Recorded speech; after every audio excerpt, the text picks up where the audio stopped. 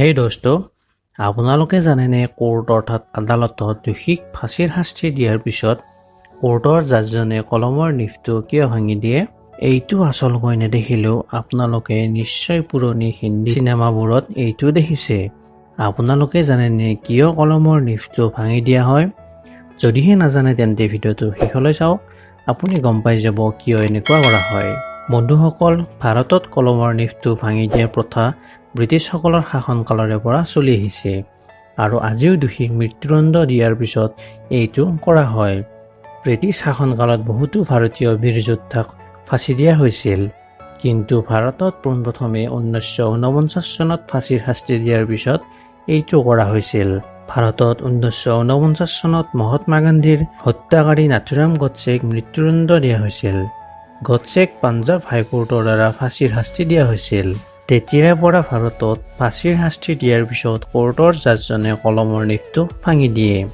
বন্ধুসকল, আপোনালোকে জানে চাগে যে ভাৰতৰ উচ্চতম ন্যায়ালয় হ'ল ভাৰতৰ সকলোতকৈ ডাঙৰ ন্যায়পালিকা। যেনেকৈ কলমেৰে লিখা হোৱাৰ পিছত ইয়াক মুচিব নোৱাৰি, ঠিক তেনেদৰে জাজজনে শাস্তি ঘোষণা কৰাৰ পিছত ইয়াক কোনো শক্তিয়ে লৰচৰ কৰিব নোৱাৰে। যিটো কলমৰ দ্বাৰা দোষী এজনক শাস্তি দিয়া হয়, সেইটো কলমৰ নিফ এইকাৰণে ভাঙি দিয়া হয় যাতে আন কোনো লোককে এই কলমৰ দ্বাৰা ফাঁচীৰ শাস্তি দিব লগা নহয় আৰু যাতে আন কোনো লোকে এনেধৰণৰ অপৰাধ সংঘটিত কৰিবলৈ সাহস নকৰে। বন্ধুসকল, মৃত্যুদণ্ড হ'ল অপৰাধী এজনৰ বাবে সকলোতকৈ ডাঙৰ শাস্তি। মৃত্যুদণ্ড সকলো অপৰাধীকে দিয়া নহয়, জঘন্য অপৰাধত লিপ্ত ব্যক্তিকে এনেধৰণৰ শাস্তি দিয়া হয়। মৃত্যুদণ্ডৰ শাস্তি দিয়াৰ পিছত কলমৰ নিফটো ভঙাৰ আৰু এটা কাৰণ কোৱা হয় যে যিদৰে অপৰাধী এজনক ফাঁচি দিয়াৰ পিছত তাৰ জীৱনৰ পৰিসমাপ্তি ঘটে, ঠিক সেইদৰে কলমৰ নিফটো ভাঙি দি কলমটো পেলাই দিয়া হয়।